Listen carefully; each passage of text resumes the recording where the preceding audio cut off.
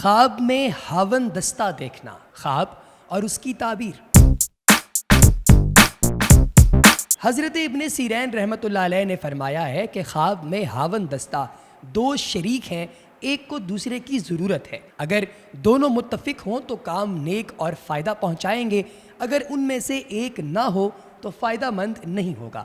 اور اگر دیکھے کہ ہاون میں کوئی کھانے کی چیز کوٹی جا رہی ہے تو دلیل ہے کہ صاحب خواب کو اس کی قدر و قیمت کے مطابق رنج اور مشقت کے ساتھ نفع ہوگا، اور اگر وہ چیز دوا ہے اور امساک کی ہے تو زیادتی مال پر دلیل ہے۔ اور حضرت جابر مغربی رحمۃ اللہ علیہ نے فرمایا ہے اگر ہاون میں کوئی چیز شیریں کوٹے ہے تو دلیل ہے کہ رنج اور سختی سے فائدہ اٹھائے گا، اور اگر تلخ ہے تو غم و اندوہ پر دلیل ہے۔ اور اگر جواہرات کو ہاون میں پیسے اور کوٹے تو دلیل ہے کہ اسی قدر منفعت دیکھے گا اور آخر کار اس کا مال ضائع ہوگا۔